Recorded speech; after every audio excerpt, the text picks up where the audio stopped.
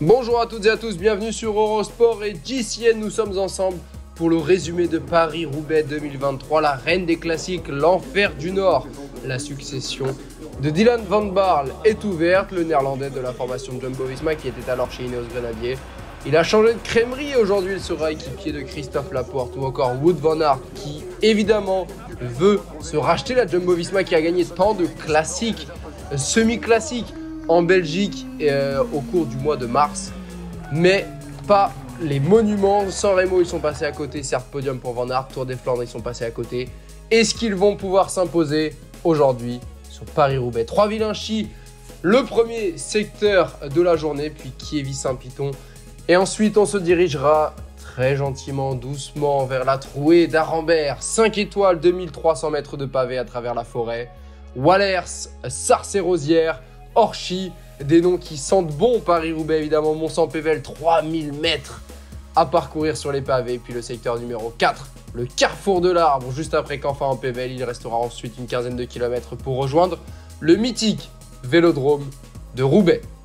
Aucun Français ne s'est imposé depuis 1997 et Frédéric Guédon, est-ce que le champion de France, Florian Sénéchal, pourrait être le futur tricolore à s'imposer? En tout cas, il y a eu beaucoup d'attaques, ils sont finalement 4 à prendre les devants et à attaquer les premiers, les secteurs pavés. On retrouve Yuri Holman, on retrouve Jörg Bax, mais ça tombe dans le peloton. Premier secteur pavé, première chute avec à gauche Peter Sagan qui ne va pas se relever. Il va abandonner un petit peu plus loin Dujan Rajovic qui était déjà tombé sur la route, le champion de Serbie.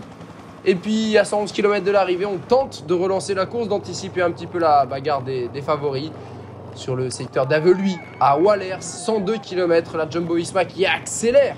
Ils sont 4, Degenkolb, Van Der Poel qui se joignent au Jumbo-Visma. On voit également Stefan Kung et Madis Mikkels, l'Estonien d'Intermarché. La trouée d'Arambert, ça s'enchaîne très vite à partir de maintenant. Derek Guy, le Canadien qui était dans l'échappée, qui est victime d'un ennui mécanique. Et ça tombe dans la trouée d'Arambert avec Dylan van Baarle, le numéro 1 tenant du titre. On a vu Casper Asgreen, Fred Wright, énormément de coureurs impactés par ces chutes et ces problèmes mécaniques au cours de la trouée d'Arambert. On a vu Mats Pedersen attaquer et le problème mécanique, roue arrière, crevaison pour Christophe Laporte qui était dans le bon coup en compagnie de son équipier Wout van Aert. Eh bien, malchance pour le coureur de la Jumbo-Visma alors qu'un second groupe opère la jonction. Il y a une quinzaine de coureurs en tête. L'échappée initiale a été reprise par le groupe Van Aert Van Der Poel.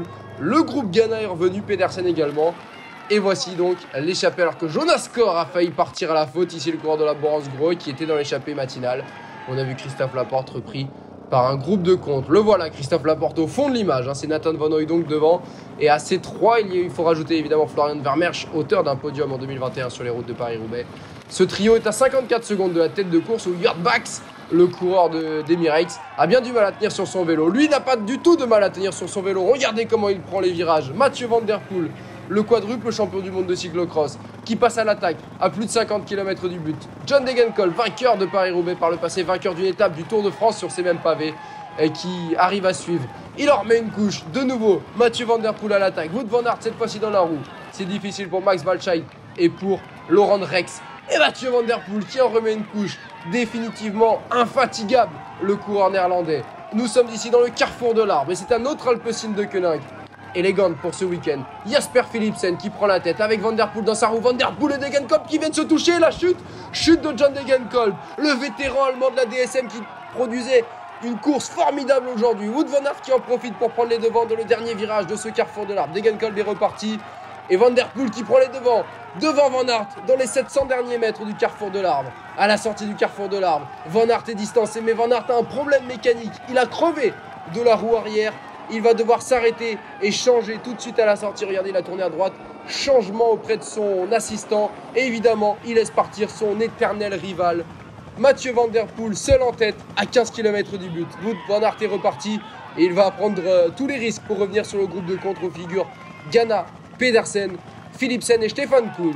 5 hommes alors que devant Mathieu Van Der Poel est à bloc, complètement à bloc. Il a failli tomber même ici dans ce virage du secteur 2. Wout van Aert qui tente le tout pour le tout, mais il a encore 37 secondes à boucher sur l'homme de tête. Jasper Philipsen, lui le sprinter, vainqueur à la panne, vainqueur aussi sur le Scale de Price. Et qui va tenter de signer le doublé pour Alpecin de Koenig. Derrière cet homme, Mathieu Van Der Poel qui va accrocher un 4e monument, le 2e cette saison. Après le Tour des Flandres 2020, le Tour des Flandres 2022, Milan-San Remo en début de saison. Regardez avec Van Aert et Philipsen, c'est incroyable cette image. Van Aert, son éternel rival, Philipsen, son équipier qui célèbre derrière lui. Il lui reste un tour à parcourir, Philipsen, pour tenter d'aller signer le doublé, ce qui ne s'est pas vu sur les routes de Paris-Roubaix depuis 2001 et le triplé de Domo Farmfrit.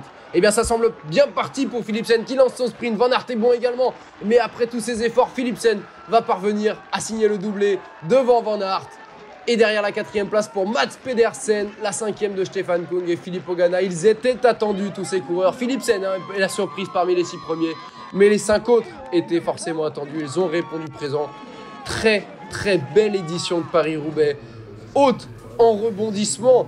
Chargé en histoire, encore une fois, Mathieu Van Der Poel qui chassait ce monument et qui vient l'accrocher. 14e monument de sa carrière, le 13e top 10, le 8e podium, le 4e succès. John Degenkolb est 7e devant Max Walscheid pour Cofidis, Lorenz Rex, impressionnant pour Intermarché, Circus Wanty. Et Christophe Laporte, premier français, prend la 10e place à plus de 4 minutes. Lui, le malchanceux. Mathieu Van Der Poel qui s'impose. Ils sont une trentaine à avoir quitté la route de Paris-Roubaix sur chute. Principalement, on signalera les arrivées hors délai de 3 coureurs, dont Josh Starling, le tout jeune gallois d'Ineos, à seulement 18 ans, en compagnie de Darian Damert et Karl-Patrick Locke. 135 coureurs, le dernier c'est Derek Guy, le malchanceux. Il était dans l'échappée et il a déjanté dans la trouée d'Arambert. Rendez-vous l'an prochain pour Paris-Roubaix.